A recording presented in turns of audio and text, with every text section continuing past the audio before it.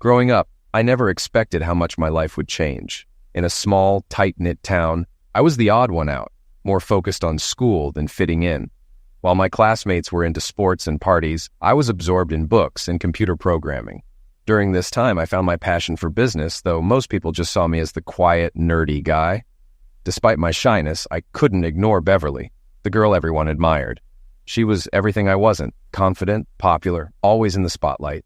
I never imagined we'd connect. But life has a way of surprising you. Years later, that untouchable girl became my wife. To understand this, you need to know a bit about me. I'm Cliff Chandler. In high school, I was labeled a nerd. Beverly, whom I now call Bev, was the head cheerleader and prom queen, practically royalty in our school. She was dating Buster Snipes, the football captain, and though I thought he was a fool, they made a striking couple. I wasn't part of their world, but I heard the rumors about their wild behavior at parties. After high school, I went on to get an MBA at the University of Virginia. In the MBA program, I became close with my business finance professor. After graduating, I returned to Petersburg and worked at a small firm while developing software on the side.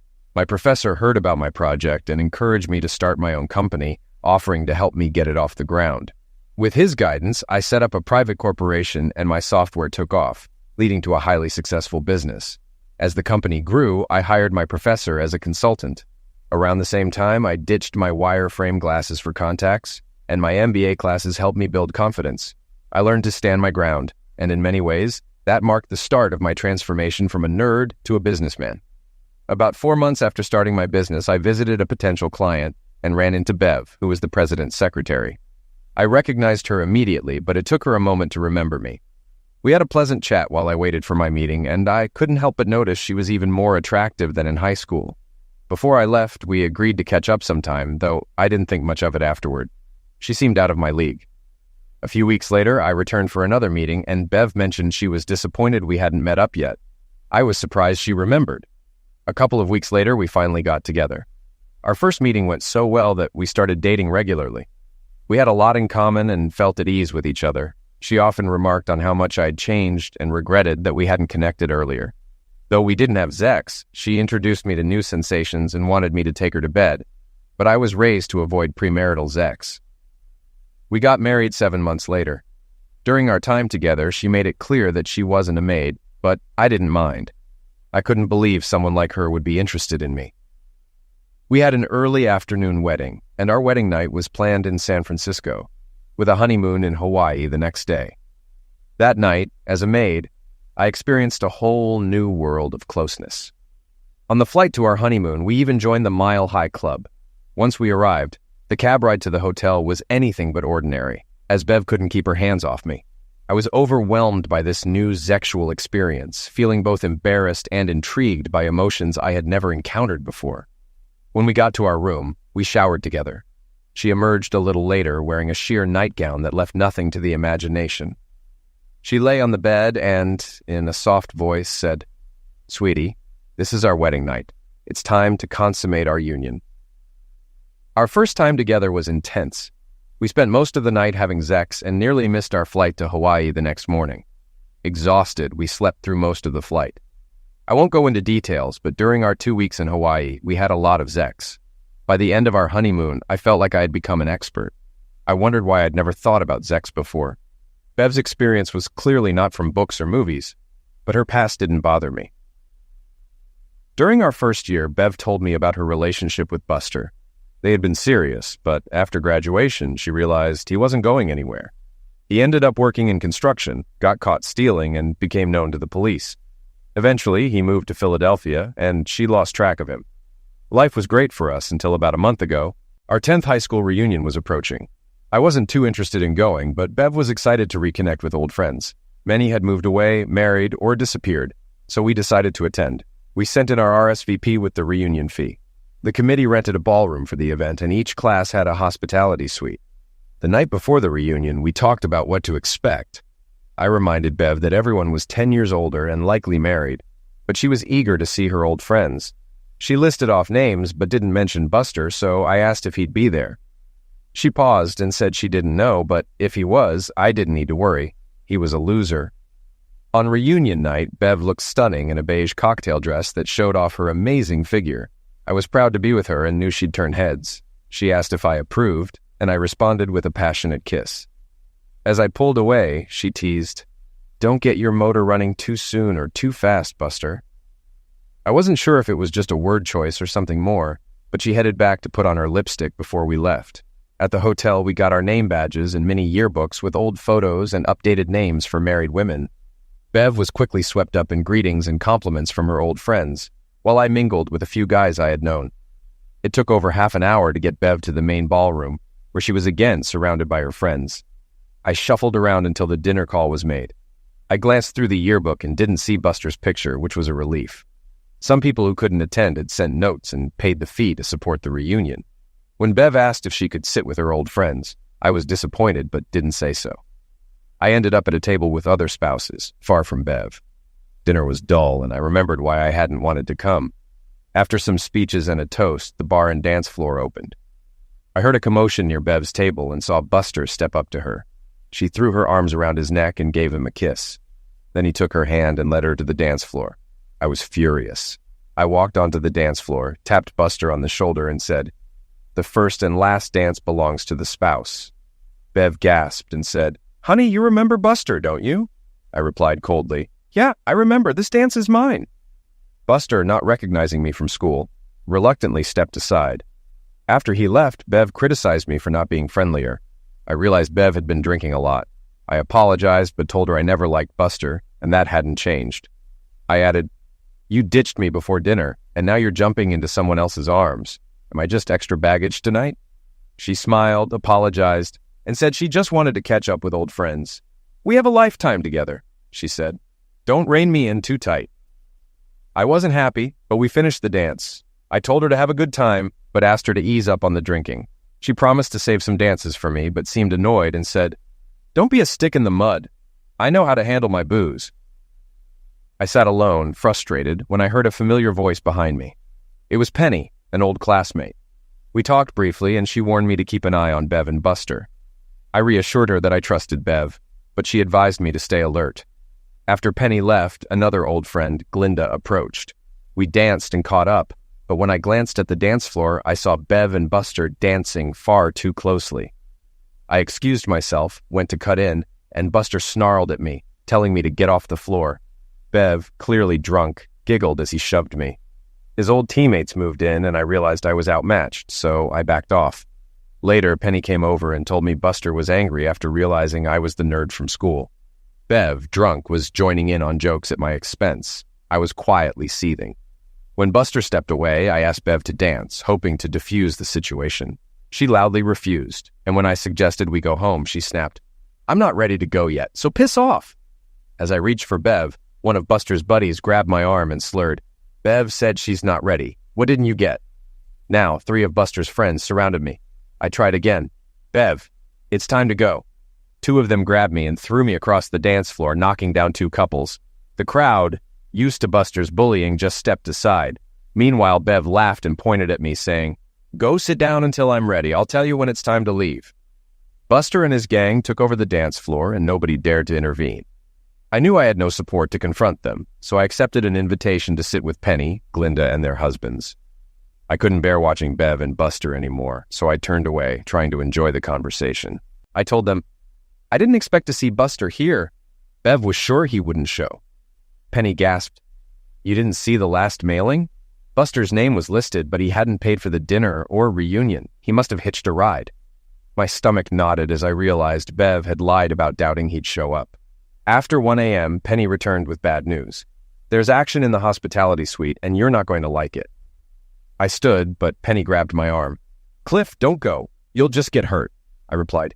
"That's my wife. I can't just sit here." I rushed upstairs and barged into the suite. What I saw made my blood boil. Bev was provocatively dancing with Buster, her dress up around her hips, underwear gone. Buster had no pants on either. The crowd was chanting, "Go, Buster, go," as they danced suggestively. I moved toward them, but 2 of Buster's friends grabbed me. The dance stopped, and Buster sneered, "Well, if it isn't our favorite nerd riding in to save the fair maiden." Everyone laughed. Buster taunted, "If you want her, come and take her." His friends shoved me toward him, and Buster punched me hard in the stomach, knocking the wind out of me. As I gasped for air, he mocked, Get up and fight for her, nerd. Bev walked over, mocking me too. Don't you love me enough to fight? I thought I married a man. Buster lifted me by my shirt, ready to punch me again, but then laughed. He's not worth bruising my knuckles. Tie him to a chair so we can watch a real man in action. They tied me up, and the crowd cheered as Bev began undressing. I screamed, Bev, stop! Let's go home! Buster sneered. This is what a woman needs, not someone like you. Bev slapped me and said, Right, Buster, sweetie. Then they stuffed a napkin in my mouth to keep me quiet, as Buster and Bev had Zex in front of me, cheered on by the crowd. When they finished, Buster untied me and challenged me. Let's settle this like men. Whoever wins takes her home. I pulled the napkin from my mouth and warned Bev, there will be consequences for this. Stop now. She barely looked at me. I'm busy. Besides, you haven't won yet. I glared at Buster. Screw you. But before I could react, he punched me again, and I flew into the hallway. Lying there, I heard the doors slam and the laughter from inside, with Bev's voice joining in. I staggered to my feet, cleaned up in the restroom, and returned to the ballroom. Most guests had left or were leaving, but Penny and her husband were still there. As soon as she saw me, Penny hurried over, concerned. Cliff, I'm so sorry. I had a feeling this would happen with Buster around. He didn't book a room and may try to bring Bev home with him, and probably Jimmy too. At that moment, I solidified my plan. I'd overheard them discussing going to Jack's house after the hotel. After saying my goodbyes, I grabbed my cell phone from the car and called my friend, Sergeant Tim Albright at the police station. Tim, it's Cliff. You'll want to know about this. There are cars leaving soon, and I'm sure the drivers are well over the limit. Tim chuckled. I'll send 3 cars right away. Always happy to return the favor to Buster. After hanging up, I searched the ballroom and found Buster's jacket with his driver's license and car keys. His car was a rental, so I went outside, found it, and removed the valve stem from the front tire. Then I called the rental company to confirm that emergency service would take over an hour to arrive. On my way out, I saw Tim blocking the intersection with his cruiser. He waved and asked, They still in there? I nodded. They'll be out soon. Want to watch? I parked around the corner and returned to watch the show. Within 20 minutes, 9 cars were pulled over and all drivers were arrested. Some spouses were too drunk to drive, so police drove them home. Others had their cars towed. Tim walked over. What about Buster and your wife? They've been delayed, I said, just as my phone rang. It was Bev, drunk and angry. Where the hell are you? Why didn't you wait for me? I replied calmly. You made it clear I wasn't man enough for you tonight. Tell Baldwin to take care of you. I hung up, but a few minutes later, Bev called again, more civil. Buster's bringing me home after he fixes a flat. I invited him and Jimmy to stay over. Be nice, I snapped. You better find a way to dump them and get yourself home. I turned off my phone and told Tim what happened. He offered to come with me. We drove home, and he parked his cruiser next door, hidden behind the fence. He also had a car follow Buster to ensure nothing dangerous happened on the road. As we waited, I had an idea. Tim, you know those spike strips you use to stop cars? He caught on and smiled. I suppose it's possible they could fall out of a cruiser. We placed 2 spike strips in my driveway, positioned just right so they'd be invisible until Buster rolled over them. Tim smirked. I've heard of things like this happening, but this is the first time I've seen it. His radio crackled, confirming Buster had just left the hotel with 2 passengers. Tim told the officer to follow safely and let them reach their destination if possible. 20 minutes later, blue lights flashed outside. I had expected a loud noise when Buster hit the spike strips, but the air quietly escaped from his front tires. Tim and I watched through the window as Buster, Bev, and Jimmy stumbled out of the car, barely able to stand. Buster started making light threats to the officers, but soon one cuffed him and said, You're under arrest for DUI. Buster swore, and they had to force him into the cruiser. Tim whispered, Now he's resisting arrest. The officers checked Jimmy's license and found out he had nowhere to stay. They told him he'd be booked as a vagrant. Jimmy swung at one of the officers and missed, which earned him a head slam onto the car in handcuffs. That's attack on an officer, Tim murmured. Meanwhile, another officer, having secured Buster, questioned Bev and walked her to the door. Her language was unrepeatable. I let her in, and the officer saw Tim. Hi, Sergeant, he greeted. Tim asked me, Need anything else? Bev slurred, You set this up. Where are Buster and Jimmy going? I calmly replied, Yes, I did, and they're headed to jail for drunk driving. Bev shouted, I'm going to bail them out. Tim stepped forward and warned her, If you go anywhere near the road, you'll be joining them. She tried to slap him, but I grabbed her arm and said, Go to bed, Bev, or you'll see a side of me you won't like. She glared but stumbled to the bedroom. Tim looked at me and said, "Call the rental agency about the car. They'll pick it up." I thanked him, and he left. Bev passed out on the bed, and I slept on the couch. Before dawn, I took her checkbook, cash, and canceled our joint credit card. Most of my money was already in safe, separate accounts. The next day, Bev came to the table looking awful. She didn't make eye contact as I handed her coffee. She mumbled a thanks and started to cry. After a few minutes, she said, "I'm so sorry. I was pretty bad, wasn't I?" I replied, "I wish pretty bad covered it." Before she could respond, the phone rang. It was Buster asking for bail. Bev told me she needed to go. I pushed her back into her chair. "No, Bev. You're not bailing him out. Your checkbook, cash, and credit card are gone. You're not using our money for this." Her eyes widened. "What do you mean, gone?" I leaned in firm. "I'm not sure our marriage can be saved after last night, but let me be clear. If Buster comes near you again, or you even mention him, we're done. Do you understand?" She nodded, sobbing. Buster ended up spending 2 days in jail because no one bailed him out. He was fined for the DUI and rental car damage, which wiped out his savings. He hitchhiked back to town, broke. Jimmy got out a day earlier, but had to borrow money to leave town. Their weekend ended up costing them both. Tim later told me 8 others pleaded guilty to DUI, getting 500 fines and 6-month suspensions.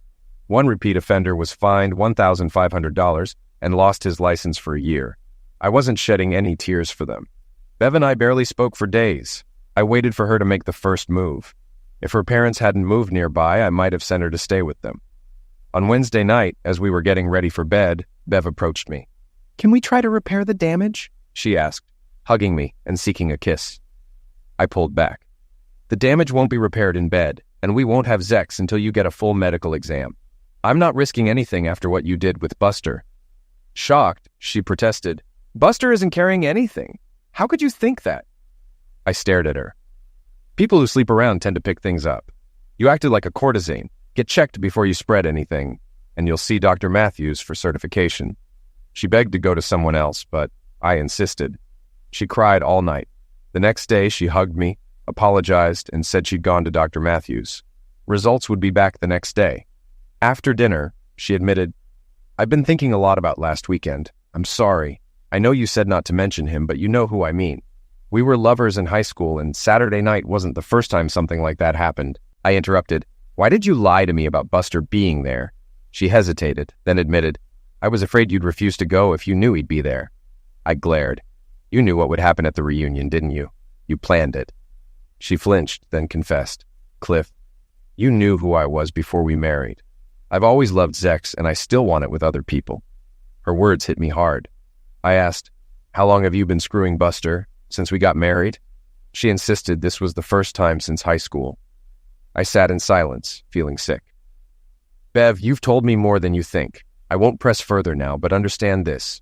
If you want to have Zex with others, ask for a divorce. Our vows are not negotiable." Sobbing, she said, "Cliff, you don't understand." "No, Bev," I replied. "You don't understand. If you can't stay faithful, we can't repair this."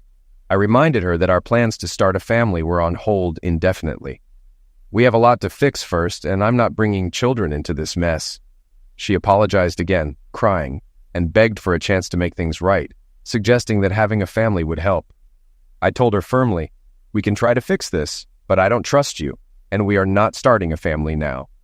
She was beginning to grasp the depth of the damage she had caused. Over the next few weeks, we had several discussions and set benchmarks to track our progress. Over the next year and a half, things improved. One thing that surprised and reassured me was that after our argument following the reunion, Bev never mentioned wanting to have Zex with others again. About a month ago, we started talking about having a family, and I began to feel hopeful. But the memories of that night still lingered, and I questioned whether I could truly move past it. I knew I had to protect my interests and ensure I had a way out of the marriage without financial loss, just in case. Every 4 to 6 weeks, Bev started spending a few days with her parents. We agreed she'd call me at 9 p.m. each night. She was a way to stay connected. I liked that this arrangement gave her time with her family while we still had our weekends together.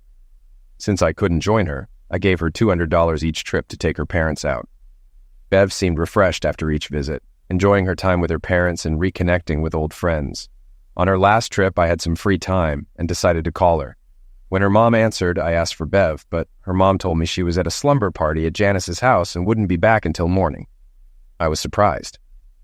"Isn't it kind of early for a slumber party?" Her mom explained that Bev and her friends often got together and sometimes stayed overnight. Then she added something odd. Bev hadn't taken them out in a long time. This confused me since I'd given Bev over $1,000 for that very reason. I called Bev's cell, but it was off. When she finally called later, I asked why she hadn't mentioned the slumber parties. She replied that it hadn't seemed important. When I asked about her phone, she said the battery had died and she left it charging at home. Her answers didn't sit right with me, and I couldn't shake the feeling something was off. Later, I realized I didn't have Janice's number, so I picked up my phone to call Bev's cell again by accident. To my surprise, Bev answered. Startled, I disguised my voice and said, "Mabel?" She replied, "You must have the wrong number," and hung up. The alarms in my head were getting louder. Something was definitely going on. She was lying about the cell phone, and I started to wonder what else she might be hiding. When Bev returned, things seemed normal, but I was now suspicious about her visits to her parents. The story about the hen parties felt weak. We usually shared everything, and I couldn't believe she wouldn't mention these gatherings unless she was hiding something. I concluded the parties were a cover for something she didn't want me or her parents to know about. I began asking more about Janice, whether she worked and how she hosted these parties. Bev said Janice worked, but someone had a key, and the group often met at her house after work. Sometimes they went out for dinner or ordered takeout. When Bev told me about her next trip to see her parents, I decided to take time off and do some snooping. I told both Bev and my coworkers that I had business in Chicago and would be unreachable except by cell phone. Bev left on Tuesday morning, planning to return Friday evening. I gave her a vague story about meetings with clients and moving between hotels. Before she left, she asked if she should take her parents out like usual. I was suspicious again, wondering if she really was taking them out. So I told her I didn't have cash and suggested she put it on her credit card. She frowned and said, "Maybe we just won't go out this time." I wished her a safe trip and later rented a car to follow her. I checked into a motel near her parents' house, conveniently located so I could see her comings and goings. That night, nothing happened. Bev made a quick trip to the pharmacy and came back home. She called at 9 p.m. as planned, and we had a normal conversation. When I asked if she'd have her hen party, she laughed and said yes, they'd get together the next night. Since her last trip, I had gotten Janice's address and phone number. I learned from Bev's mom that Janice had a short, failed marriage and worked at a bank. On Wednesday, I saw Bev leave her parents' house and followed her to Janice's. There were 2 cars parked outside. One was a Camry, and the other was an old Ford with Pennsylvania plates. I thought I saw Janice and a male figure greet Bev as she arrived. I parked at a nearby barn where I could observe without being seen. After picking up a quick meal, I settled in and watched the house. Nothing more happened that night, and I stayed hidden, waiting for answers. At 9, Bev called as usual. There were no background sounds, and she said she was at Janice's with her girlfriends. Something felt off. There were no other cars, and I hadn't seen anyone arrive. Either they were dropped off while I was at the truck stop, or no one else had come. As we were about to hang up, I asked, "How many of you are there?" She lightly replied, "It's not a hen party, but there are usually 6 or 7 of us. Tonight, only 2 others came." Her answer matched what I had seen, so I settled in for the wait. Around midnight, I walked closer to Janice's house, but didn't hear anything, which made sense if there were only a few people. After listening for a while, I returned to my spot. At 2 in the morning, I saw some movement. Bev and another person walked to her car and stood there for a few minutes, though it was too dark to see much. Bev eventually drove off, but no one else left the house. Odd. Back at the motel, I saw her car, confirming she was home. The next day, I drove by Janice's house and noticed the Camry was gone. Assuming it belonged to Janice, I checked the bank parking lots and found it there. I didn't learn much, but decided to stake out Janice's house early that day. Around 3:30, I set up in the thicket again. It was a nice day, and I had a book and a picnic supper to pass the time. Shortly before 6, the Camry returned, and a woman went into the house. I regretted not having binoculars. Later, I heard a car door slam and saw the old Ford leave. I could only make out a man driving, likely the same one I had seen the night before. Then, I noticed a man and a woman on the porch, adding to my confusion. By 7, the lights were on at Janice's, but no one else had arrived or left. Unsure of what was happening, I debated staying or going back to the motel. I figured I could spot Bev's car if she headed back to Janice's. Something was clearly going on. When I arrived at the motel, I was shocked to see Bev's car parked next to the old Ford from Pennsylvania. I sat for a few minutes trying to process it.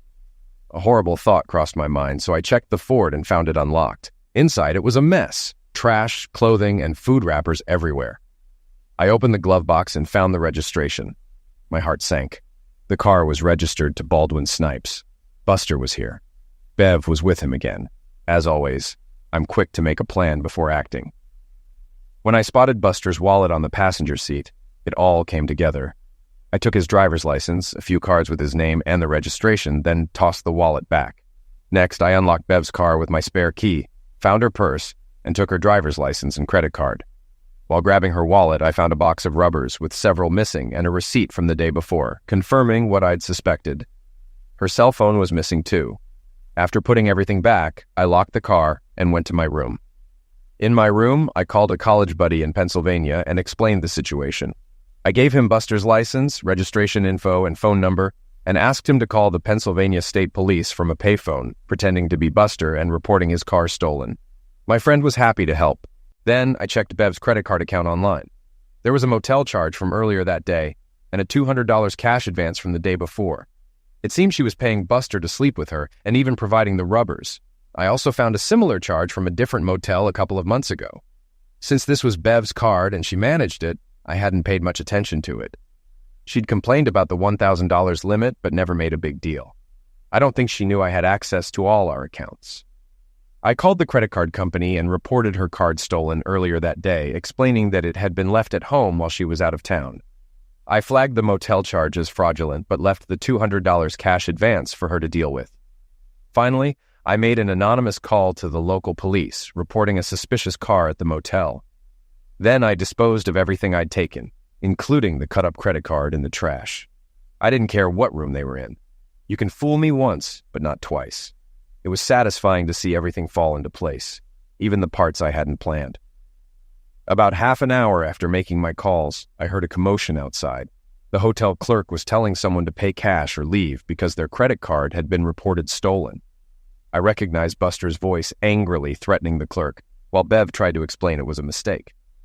Buster must have intimidated the clerk, as I heard the door slam and saw the clerk return to the office, where he immediately called the police. They arrived within 5 minutes, spoke with the clerk, and headed toward the room beneath mine.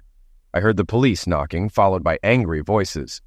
One officer checked the license plates of both cars, then ran a check in the cruiser. Soon after, I saw Bev and Buster, handcuffed, being led to the police car. Another officer brought out a plastic bag, likely containing their personal items.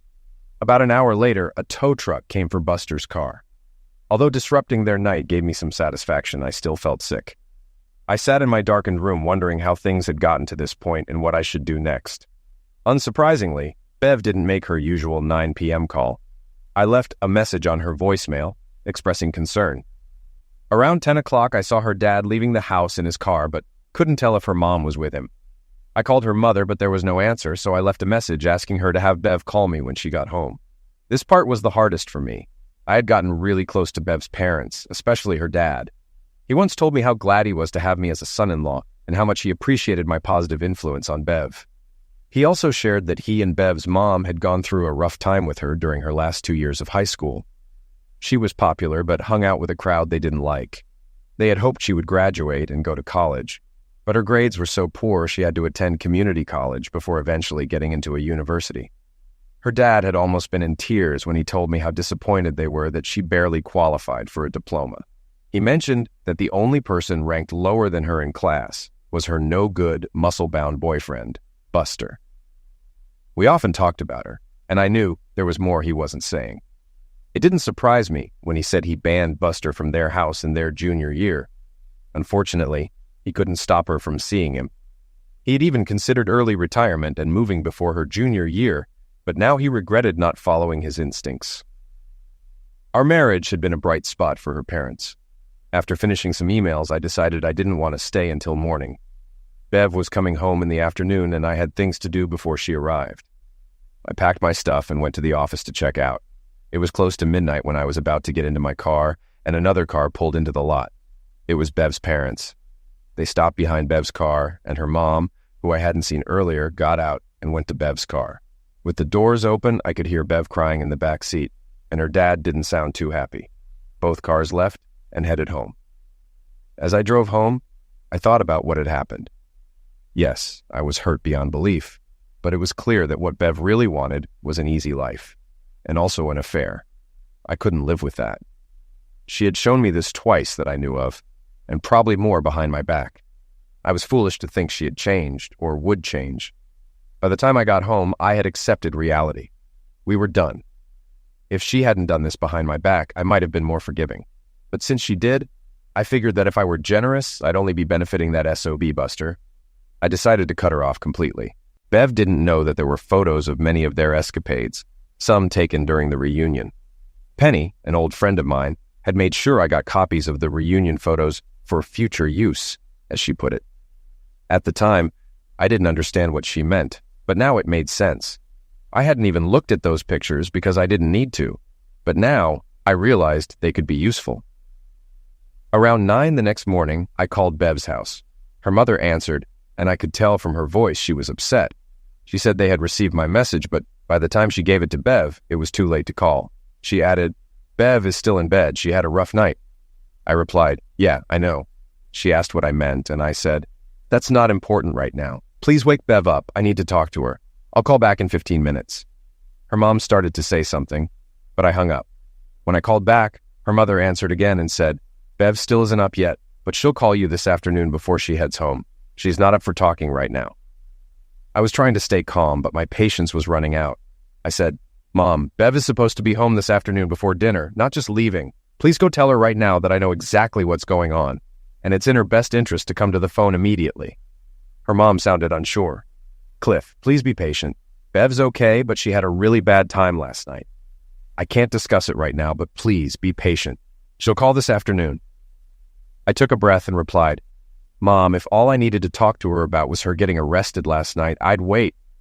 But this is about a lot more than a few hours in jail." There was dead silence on the other end for a moment, and I wasn't sure if the call had disconnected. Then, in a low voice, her mom said, "Hold on," and went to get her. A moment later, I heard Bev scream, "What? How does he know?" Her mom said something I couldn't make out, and a few moments later, Bev got on the phone. She had regained her composure and said in an overly sweet voice, "Hi, honey, what's this? You told Mom I was in jail? Why would you say that?" I paused for a moment and then said, "Bev, please don't call me honey anymore. I'm sorry for bringing up the fact that you were in jail, but let's drop the act. Actually, I should have said you and your boy toy Buster were taken to jail. You've apparently been meeting and sleeping with him ever since your parents moved back near Philadelphia." There was silence. Finally, in a weak voice, she said, "I'll be home tonight. Can we talk about this then?" "Oh, absolutely not," I shot back. "Don't even think about coming here. There's nothing left to talk about. All you need to do is listen to what I'm saying right now." She begged, "Please, Cliff, not here, where Mom and Dad can hear." "First off, Bev, I don't think your parents are going to hear anything new. They already know you're basically a cheap street hooker, and I guess you didn't catch what I said. I didn't mention a discussion. I said you better listen to what I'm telling you right now. You don't have a home to come back to anymore. There's no home, and there's no husband. The house is going on the market Monday, and you can come pick up whatever you want before it's sold." I continued, "Since I realized I couldn't trust you after the reunion, I refinanced the house. You can expect to get a share of the equity, but it won't be more than $5,000 to $8,000. Our savings account had about $5,000 in it, and half of that is yours." I could hear her start to stammer, but I kept going. "Just so you know, I paid myself a salary of $2,500 a month, and after the divorce, you'll get maybe $1,000 a month in alimony. And to be honest, I'll fight to pay you as little as possible. You can keep the car," I added, "but you'll need to take over the $525 monthly payments right away. There are only 34 payments left, and I won't be making any more." She started cursing at me, and when I mentioned alimony, she screamed, "You make way more than that. I'm going to sue for $10,000 a month in alimony."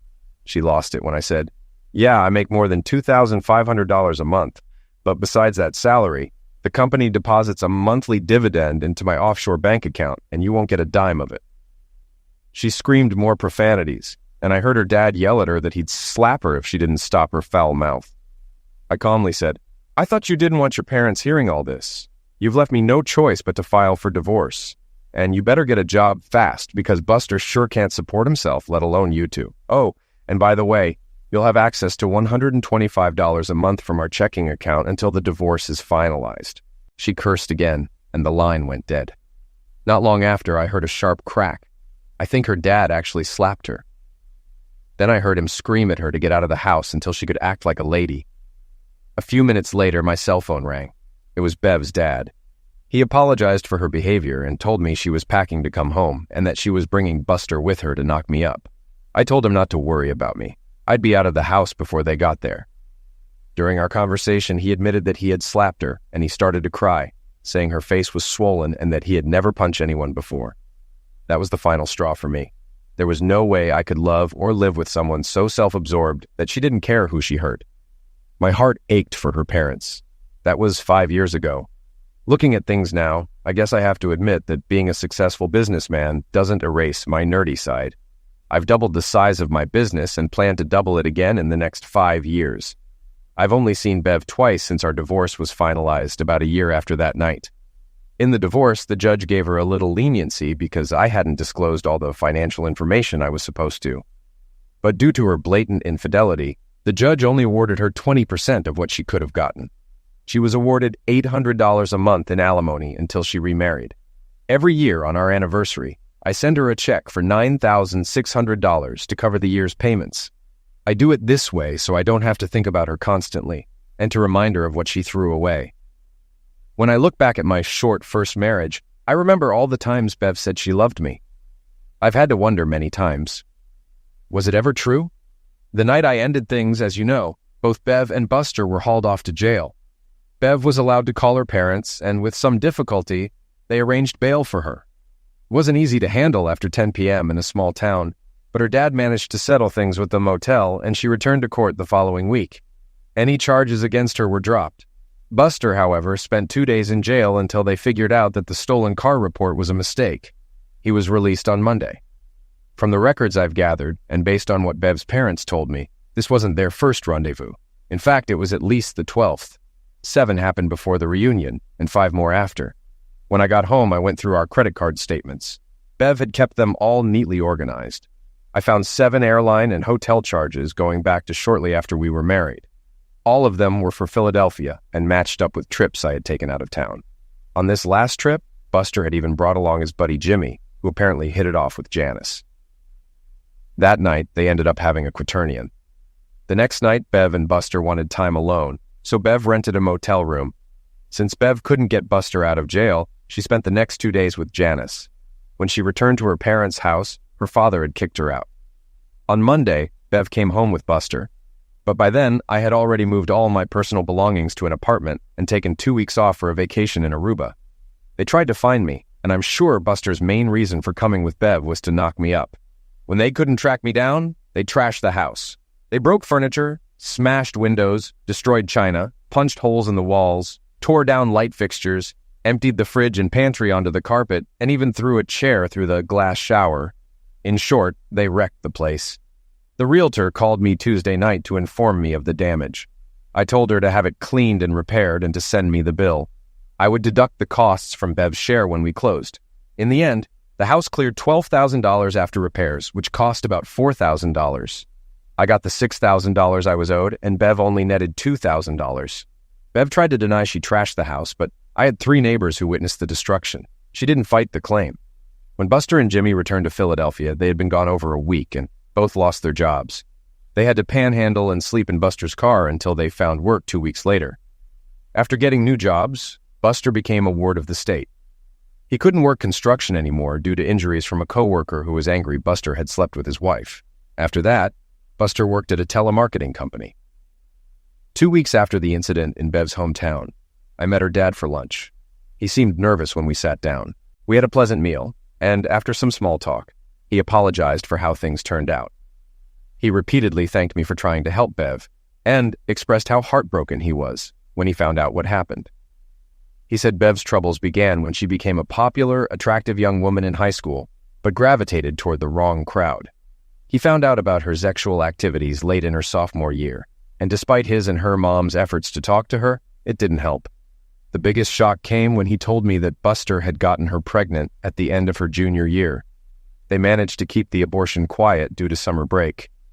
Bev never told me about the abortion.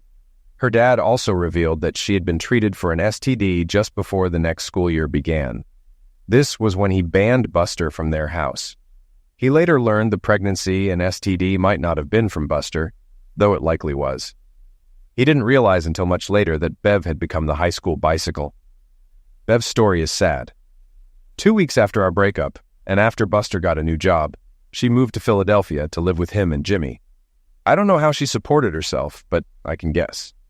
2 months later, she had another abortion.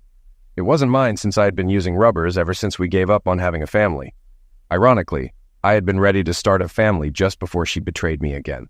Whether it was Buster's baby or not, I believe it was. 6 months later, Bev left Buster around the time he was badly knocked by a coworker for sleeping with his wife. She returned to her parents' house and now works as a waitress at a local coffee shop. She's gained about 40 pounds and no longer looks like the cheerleader she once was. I've heard she's changed quite a bit, largely because her dad keeps her under strict rules. She's allowed to stay with her parents as long as she follows his guidelines. Most of this information has come from her dad. I don't visit them since Bev is still there, but her dad and I talk a few times a year. He called me yesterday and said he'd be in town soon and wanted to talk.